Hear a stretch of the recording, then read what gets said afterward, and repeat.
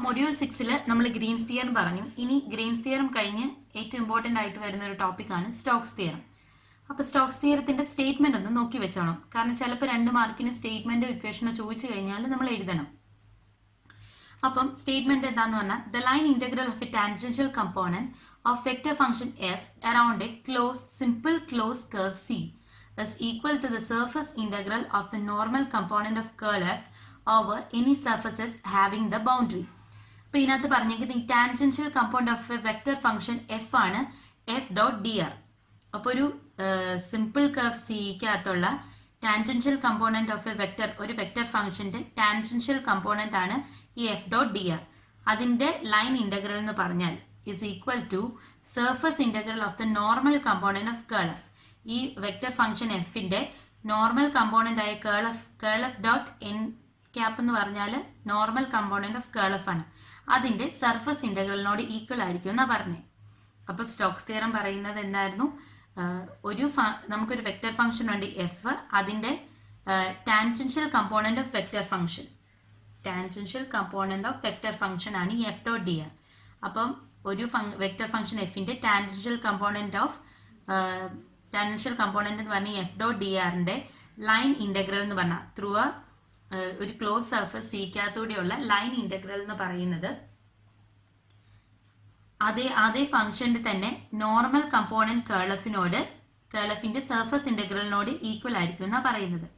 അപ്പം കേൾ F dot N bar എന്ന് പറയുന്നത് നോർമൽ കമ്പോണൻറ്റ് ഓഫ് കേൾ എഫും എഫ് ഡോട്ട് ഡി ആർ എന്ന് പറഞ്ഞാൽ ടാൻജൻഷ്യൽ കമ്പോണൻറ്റ് ഓഫ് എഫും. അപ്പോൾ ഈ ഇക്വേഷനിൽ നിന്ന് തന്നെ നമുക്ക് ഈ സ്റ്റേറ്റ്മെൻറ്റ് എഴുതാവുന്നതാണ്.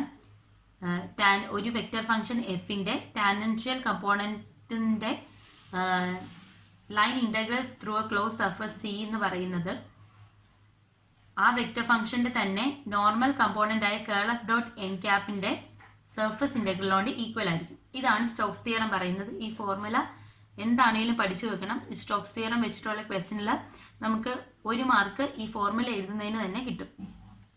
അപ്പം ഇതെന്ന് പറയുന്നത് ഒരു സിംഗിൾ ഇൻ്റഗ്രേഷനും ഇതെന്ന് പറഞ്ഞാൽ ഒരു സർഫസ് ഇൻ്റഗ്രേഷനോ.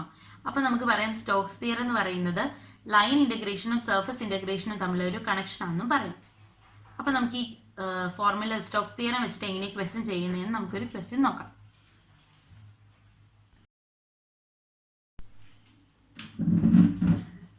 അപ്പോൾ നമ്മൾ സ്റ്റോക്സ് തിയറം എന്താണെന്ന് പറഞ്ഞു. ഇനി നമുക്ക് സ്റ്റോക്സ് തിയറത്തിൻ്റെ ഒരു ആപ്ലിക്കേഷൻ ക്വസ്റ്റ്യൻ നോക്കാം.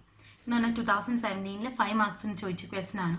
അപ്പോൾ ക്വസ്റ്റ്യൻ എന്താണെന്ന് പറഞ്ഞാൽ apply Stokes theorem to evaluate integral C x plus y into d x plus 2x minus y into d y plus y plus z into d z where C is the boundary of the triangle with the vertices 0, 0, 0, 2, 0, 0 and 0, 3, 0. അപ്പം ഇപ്പോൾ Stokes theorem വെച്ചിട്ടുള്ള question ആയതുകൊണ്ട് ഏറ്റവും first നമ്മൾ എഴുതുന്നത് Stokes theorem എന്താണെന്ന് എഴുതണം. അപ്പം ബൈ സ്റ്റോക്സ് തിയറം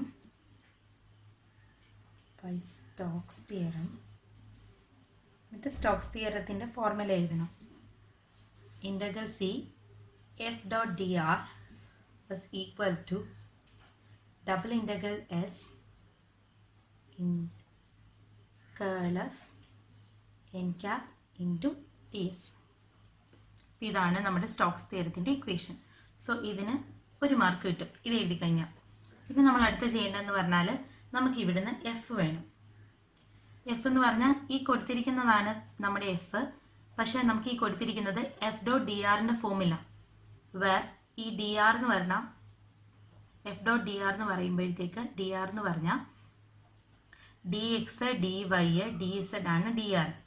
അപ്പം നമ്മുടെ ഈ എഫിൻ്റെ എല്ലാ ടേംസിനെയും D X D Y D Z വെച്ച് ചെയ്തിരിക്കുന്നതുകൊണ്ട് നമുക്ക് ക്വസ്റ്റനിൽ തന്നേക്കുന്നത് എഫ് ഡോട്ട് ഡി ആർ എന്ന് പറഞ്ഞ ഫോമില. നമുക്ക് ഈ എഫ് ഡോട്ട് ഡി ആറിനെ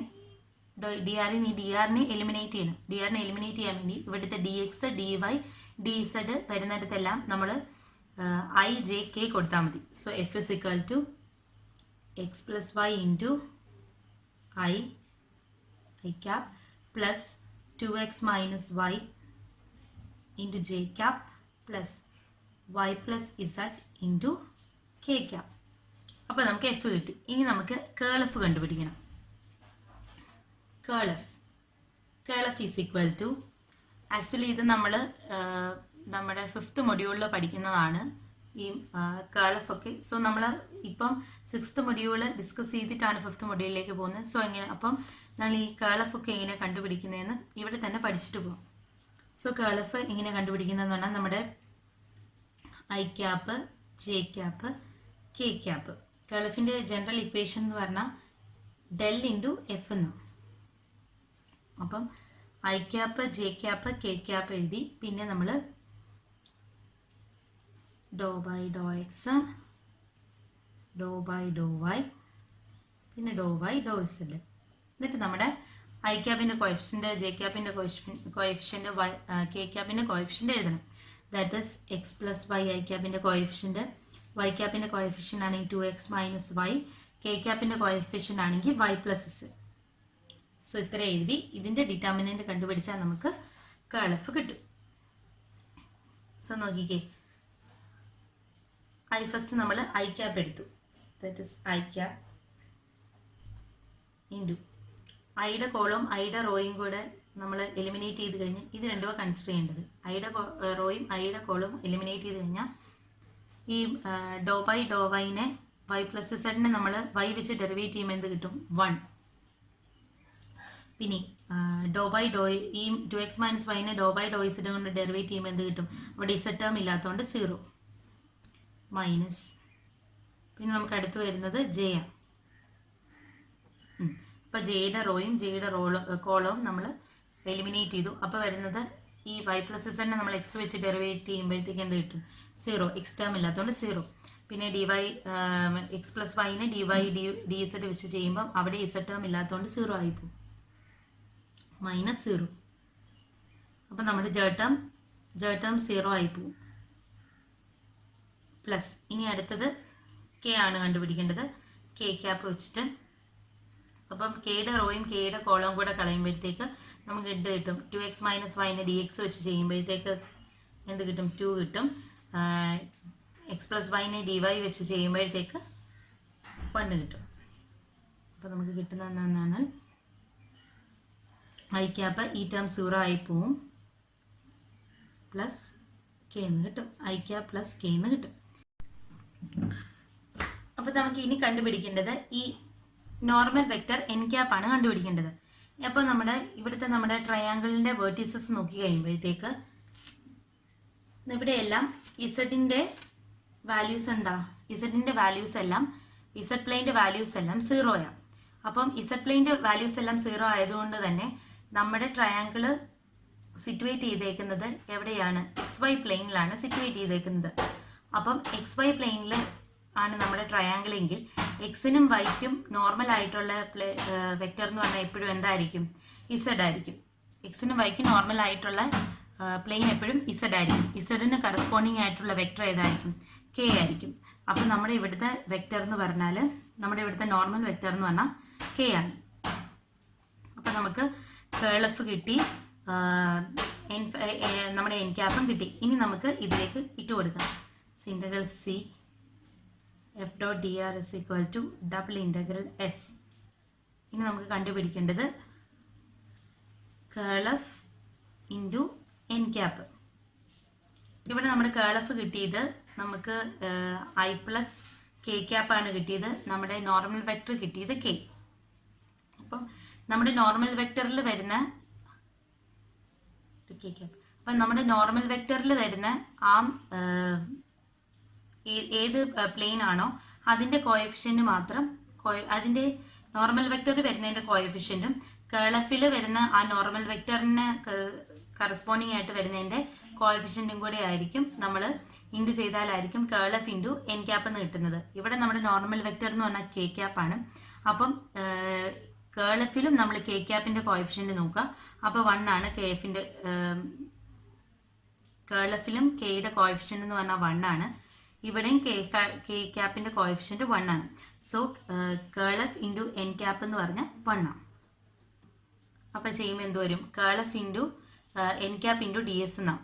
അപ്പം കേൾ F into N cap into D S എന്നാണ്. അപ്പം നമുക്ക് curl F into N cap കിട്ടി. എന്ത് കിട്ടി? 1 കിട്ടി. ഡി എസ് എന്ന് പറഞ്ഞാൽ നമ്മുടെ ഇസഡിൻ്റെ എല്ലാ വെർട്ടീസസും 0 ആയി പോകുമ്പോൾ നമ്മുടെ ട്രയാങ്കിൾ എവിടെയാണ് സിറ്റുവേറ്റ് ചെയ്തേക്കുന്നതെന്ന് പറഞ്ഞേ? എക്സ് വൈ പ്ലെയിനിലാണ് സിറ്റുവേറ്റ് ചെയ്തിരിക്കുന്നത്.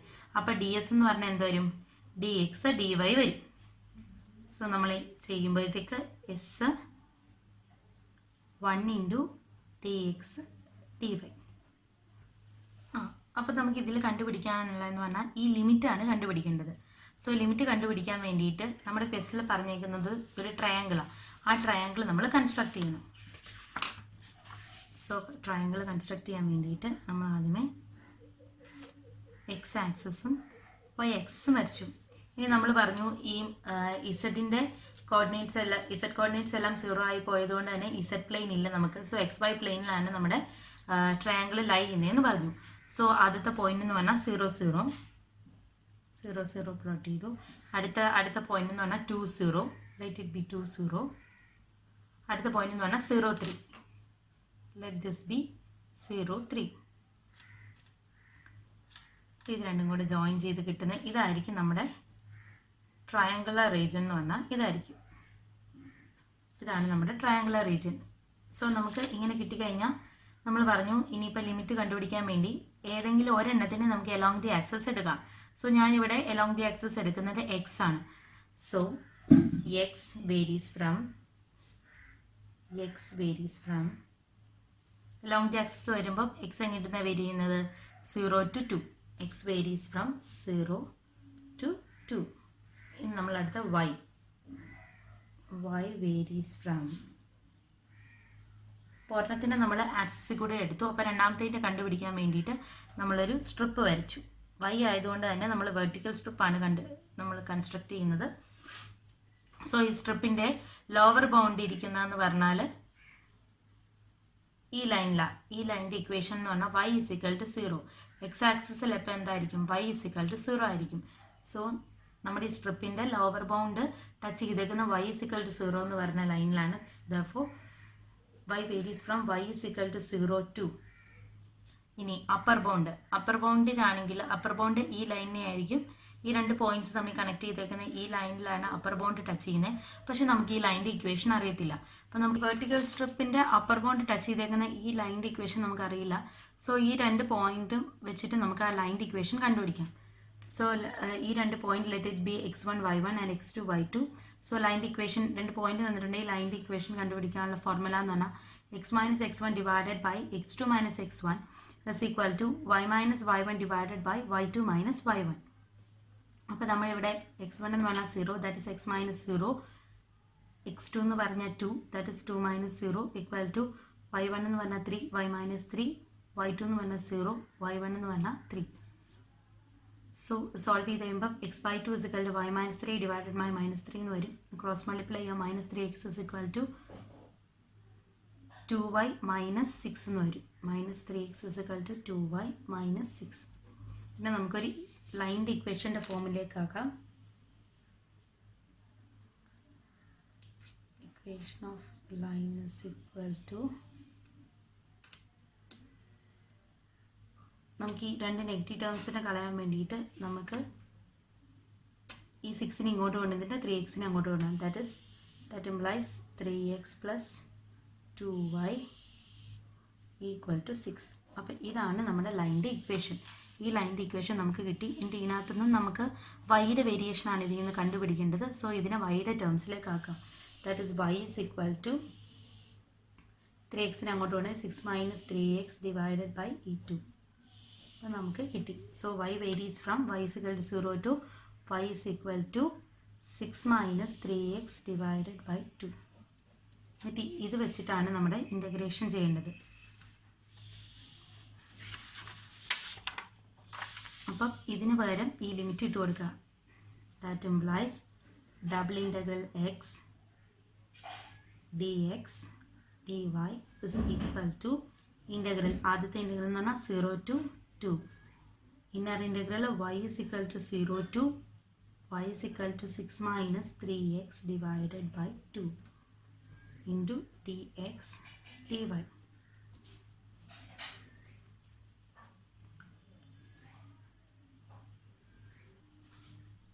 That is equal to ഇതിൻ്റെ ഓർഡർ തെറ്റാ. അപ്പോൾ നമുക്ക് തിരുത്തി എഴുതണം. Integral 0 to 2 integral y is equal to 0 to y is equal to 6 minus 3x divided by 2 into dy dx. അപ്പോൾ നമുക്ക് എങ്ങനെ കിട്ടും?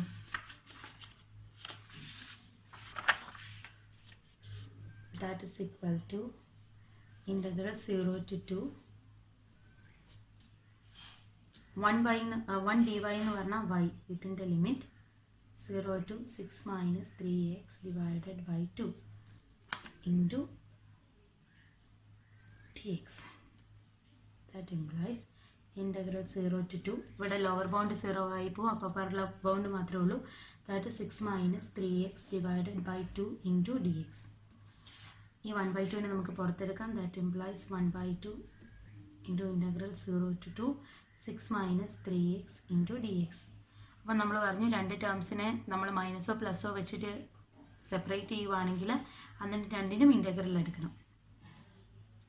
So that implies 1/2 into